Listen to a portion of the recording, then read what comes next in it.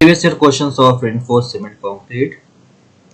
सो इस सीरीज में हम लोग डिस्कस कर रहे थे शेयर एनफोर्समेंट से रिलेटेड जितने भी क्लॉज है और उन पर बेस्ड जितने भी क्वेश्चंस है उनको सॉल्व कर रहे थे। सो कुछ क्वेश्चन अभी भी रह गए हैं जिनको सॉल्व करना ज़रूरी है, ठीक है, वो एग्जामिनेशन पॉइंट ऑफ व्यू से इंपॉर्टेंट है। सो अगर आपको ये सीरीज पसंद आ रही है तो please like share and subscribe जरूर करें। सो देखते हैं first question. The maximum shear stress for M15 grade concrete as per IS 456-2000 in the limited state design is option है 2.5, 2.8, 3.1 एंड 3.5। ठीक है। सो M15 ग्रेड कंक्रीट के लिए मैक्सिमम shear stress की वैल्यू कितनी होगी as per IS 452-2000। So IS 452-2000 में क्या है, टेबल नंबर 20 आपको गिवन है, याद रखिएगा, ठीक है। तो टेबल नंबर 20 किसके लिए है, मैक्सिमम shear stress के लिए है, ठीक है। सो अगर आप प्रिपरेशन कर रहे हैं तो इस टेबल की वैल्यूज का याद कर सकते हैं, ठीक है। तो आपको बोला गया M15 ग्रेड ऑफ कंक्रीट, तो M15 के लिए कितनी वैल्यू होती है, that is tau C max की value that is 2.5 newton per mm square. तो यहाँ करेक्ट आंसर क्या होगा, ऑप्शन ए जो है वो करेक्ट होगा। नेक्स्ट क्वेश्चन है, a rectangular 230 mm into 350 mm beam is effective depth. The factor shear force acting at a section is 80 kN. The permissible shear stress in concrete is 0.25 MPa. The design shear force is nearly option है 100 kN, 80 kN, 60 kN and 20 kN। ESE 2017 का question है। सो आपको इस question में आपको क्या data given है, आपको गिवन है that is width of the beam that is 230 mm। Effective depth कितनी गिवन है, that is 350 mm। Factor shear force acting at A section, मतलब कितना फैक्टर शेयर फोर्स एक्ट कर रहा है सेक्शन पर, वो आपको गिवन है, ठीक है। तो share force that is VU आपको गिवन है, डिजाइन शेयर फोर्स या factor share force that is 80 kN, ठीक है। परमिसिबल शेयर स्ट्रेस आपको गिवन है दैट इज टाउ सी की वैल्यू आपको गिवन है दैट इज 2.5 MPa में गिवन है, याद रखिएगा ये MPa में गिवन है, ठीक है। आपको फाइंड करना है डिजाइन शेयर फोर्स, मतलब कितनी शेयर फोर्स की आपको शेयर एनफोर्समेंट रिक्वायरमेंट है वो आपको फाइंड करना है, ठीक है। So design shear force that is कितना जाएगा, टोटल शेयर फोर्स कितना आ रहा है, that is 80 kN minus that is 2.25 multiplied by 10⁻³ multiplied by that is 230 multiplied by that is 350, ठीक है। क्योंकि देखिए आपको यहाँ पे टाउ सी की वैल्यू गिवन थी MPa में, ठीक है।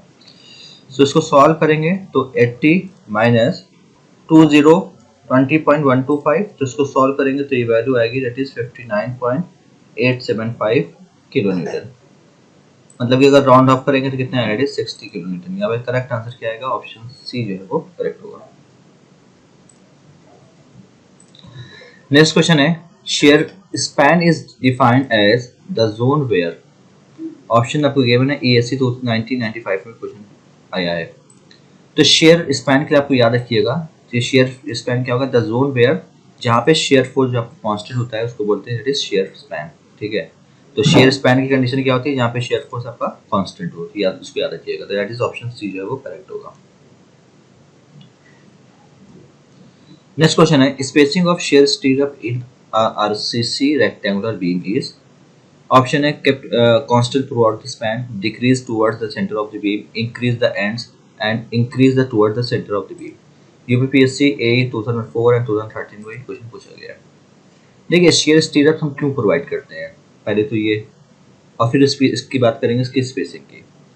तो अगर सिंपली समझ लें कि अगर मान लीजिए for cantilever simply supported beam है और पूरे पे यूरियल लगा that is W and span of the beam मान लिया हमने कैपिटल L है, तो मैक्सिमम शेयर फोर्स कितना होता है रेक सपोर्ट्स पे, कितना आता है, that is WL/2 and WL/2। तो अगर इसका हम लोग SFD ड्रॉ करें तो ये इस टाइप से बनता है, that is WL/2 and WL/2। तो सपोर्ट्स पे आप देख सकते हैं कि शेयर फोर्स ज्यादा है, ठीक है, और सेंटर पे शेयर फोर्स क्या है आपका 0 है, यहाँ पे सेंटर पे यहाँ पे 0 है, और सपोर्ट्स पे शेयर फोर्स सबसे ज्यादा है। तो सपोर्ट पे शेयर फोर्स बहुत ज्यादा होता है, इसलिए क्या होता है कि सपोर्ट्स पर क्या होते हैं कि शेयर में फेलियर होने के चांसेस ज़्यादा होते हैं क्योंकि डायगोनल क्रैक्स आता है। तो क्या करते हैं, उसको ओवरकम करने के लिए इस प्रॉब्लम को हम लोग क्या करते हैं, स्टीरअप प्रोवाइड करते हैं। ये आप देख सकते हैं स्टीरअप है, ठीक है। तो ये स्टीरअप आपने प्रोवाइड की, वर्टिकल स्टीरअप आपने दिया है। तो हम लोग क्या करते हैं कि स्पेसिंग जो है ये आप अगर दो स्टीरअप के बीच की स्पेसिंग हमने मान ली दैट इज एसपी है, ठीक है। तो इनकी जो स्पेसिंग है सपोर्ट्स पे क्या करते हैं, हम बहुत कम रखते हैं, ठीक है, क्योंकि शेयर फोर्स यहाँ पे सपोर्ट पे ज्यादा होता है। जैसे जैसे हम आज सेंटर की ओर बढ़ेंगे तो यहाँ पे क्या शेयर फोर्स क्या हो रहा है, दैट इज कम होता जा रहा है। तो इसका मतलब हम स्पेसिंग क्या करेंगे, इंक्रीज करते रहेंगे। तो यहाँ पे करेक्ट आंसर क्या आएगा, that is increase toward the centre of the beam. So option D जो है वो करेक्ट होगा। नेक्स्ट क्वेश्चन है, the design shear strength in reinforced cement concrete depends on, A है characteristic strength of concrete, B है percentage of longitudinal tensile reinforcement, C है characteristic strength of steel. आपको option जो गिवन है only A, only B, only C, both A and B. SSC JEE 2016 का ही question है। देखिए design shear strength अगर हम लोग फाइंड करते हैं तो अगर लिमिट स्टेट की बात करें तो टेबल नंबर 19 से हम लोग फाइंड करते हैं टाउ सी की वैल्यू डिजाइन शेयर स्ट्रेस। अब इसको फाइंड करने के लिए इस टेबल में क्या है, आपको दो चीज गिवन है, इसके तभी हम लोग फाइंड कर सकते हैं। एक तो हमको परसेंटेज ऑफ स्टील पता होना चाहिए और दूसरा आपको ग्रेड ऑफ कंक्रीट पता होना चाहिए, ठीक है। अगर आपको दो वैल्यू पता है, ठीक है, परसेंटेज कितना प्रोवाइड किया गया, ग्रेड ऑफ कंक्रीट क्या है, तो आप टाउ सी की वैल्यू फाइंड कर सकते हैं। तो यहाँ पे जो करेक्ट ऑप्शन होगा दैट इज क्या होगा, that is characteristic strength of the concrete, that is a, percentage of longitudinal tensile reinforcement that is B. तो क्या है, दैट इज करेक्ट आंसर क्या होगा, both A and B. So option D जो है वो करेक्ट होगा। नेक्स्ट क्वेश्चन है, for vertical stirrup the maximum spacing of shear reinforcement measured along the axis of the member should not exceed. Option है 0.70, 0.75 0.80, 0.90। RPSC ACF 2011 के question है। देखिए already मैंने शायद लास्ट लेक्चर में डिस्कस कर लिया था, अगर वर्टिकल स्टीरअप प्रोवाइड कर रहे हैं तो मैक्सिमम स्पेसिंग जो क्लॉज वो कितना है, दैट इज 0.75 ऑफ डी और 300 mm which ever is less. मतलब किसी भी केस में 300 mm से ज्यादा हो ही नहीं सकती क्योंकि ये कोड का क्लॉज है। डी क्या है यहाँ पे, that is effective depth of the D, ठीक है। तो वर्टिकल स्टीरअप की क्या है, दैट इज 0.75 डी और 300 mm which ever is less. और अगर बात करें इंक्लाइंड स्टीरअप की तो क्या होती है, मैक्सिमम स्पेसिंग जो क्लॉज है क्या है, दैट इज डी और 300 mm which ever is less, ठीक है, इसको याद रखिएगा। तो यहाँ पे करेक्ट आंसर क्या है, ऑप्शन बी जो है वो करेक्ट होगा। नेक्स्ट क्वेश्चन है, what is the adopted maximum spacing between the vertical स्टीरअप in an RCC beam of rectangular cross section having an effective depth of 300 mm। Option है 300 mm, 270 mm, 250 mm, 225 mm। ASC 2019 की question है।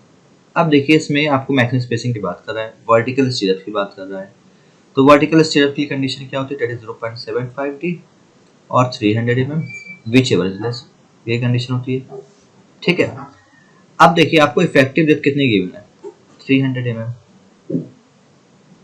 तो maximum spacing अगर निकालें, check करें, ठीक है, तो 0.75 D it mean 0.75 multiplied by 300, ये आपका क्या आ गया, दैट इज 225। और किसी भी केस में 300 से ज़्यादा नहीं हो सकती है। तो यहाँ पे जो करेक्ट आंसर होगा, ठीक है, क्योंकि 0.75 डी और 300 point which ever is less, second condition क्या होती है, एक तो फर्स्ट कंडीशन हो गई, सेकंड कंडीशन क्या होती है, दैट इज 300 mm। अब दोनों में से कम कौन सी होगी, दैट इज 225 mm, ठीक है। तो करेक्ट आंसर क्या आएगा, ऑप्शन डी जो है वो करेक्ट होगा। नेक्स्ट क्वेश्चन है, shear strength can be ensured in a beam by providing. Option है bending wire on main bars, high strength of deform bars, rounded aggregate stirrups. UPSC A 2007 का question है। सो shear strength को कैसे ensure कर सकते हैं beam में, किस तरह से कर सकते हैं, तो अभी हम लोग डिस्कस कर रहे हैं कि हम लोग shear strength की अगर बात करें बीम में तो हम लोग क्या कर सकते हैं, उसके लिए हम लोग स्टीरअप प्रोवाइड कर सकते हैं, ठीक है, या shear reinforcement हम दे सकते हैं in the form of particular स्टीरअप, in the form of incline स्टीरअप या बेंट अप बार्स, ये सारी चीजें होती है। तो यहाँ पे अगर तीनों ऑप्शन देखें तो कोई भी, मतलब कि अगर आप बात करें वर्टिकल स्टीरअप, सेकेंड होता है आपका बेंट अप बार, तीसरा होता है इंक्लाइन स्टीरअप। तो यहाँ पे जो करेक्ट आंसर क्या आएगा, देखिए मेन पर बेंडिंग तो है नहीं, ये भी है नहीं, एग्रीगेट्स है नहीं, तो करेक्ट आंसर क्या होगा, दैट इज ऑप्शन डी जो है वो करेक्ट होगा, that is stirrups. Next question है, in an RCC beam the shear force is carried by. Option है concrete alone, vertical stirrup incline bars, concrete vertical stirrup and incline bars. UPPSC 2004 का question है। देखिए जो shear force अगर beam पर जो आता है आरसीसी बीम की बात करें तो उसको कैरी कर सकता है, कंक्रीट भी करता है कुछ पोर्शन तक, ठीक है। जब जितना पोर्शन नहीं कर पाता है शेयर फोर्स नहीं ले पाता है, उसके लिए क्या करता है, हम शेयर एनफोर्समेंट प्रोवाइड करते हैं। अब शेयर एनफोर्समेंट प्रोवाइड करते हैं in the form of vertical स्टीरअप, in the form of bantam bar, in the form of incline स्टीरअप। तो देखिए यहाँ पे करेक्ट आंसर क्या होगा, option D, that is concrete vertical stirrup and incline bars. तो option D जो है वो करेक्ट होगा। Next question है, the maximum spacing of shear reinforcement measured along the axis of the member for the vertical shear shall not exceed the lesser of the। Option आपको given है, PPSC 2006 का question है। तो vertical अगर share की बात करें तो कंडीशन वाली वर्टिकल शेयर की बात करें तो क्या होता है, दैट इज 0.75 डी और 300 mm, which ever is less, ठीक है। तो यहाँ और ये वर्टिकल के लिए होता है, ये ऑलरेडी हमने डिस्कस कर चुके हैं। और इंक्लाइन के लिए क्या होता है, दैट इज डी और 300 mm, which ever is less. तो यहाँ पे करेक्ट आंसर क्या आएगा, ऑप्शन सी जो है वो करेक्ट होगा, दैट इज 0.5 डी और 300 mm। थैंक यू, होप ये सीरीज पसंद आ रही है। अगर पसंद आ रही है तो please like share and subscribe जरूर करें। Thank you so much.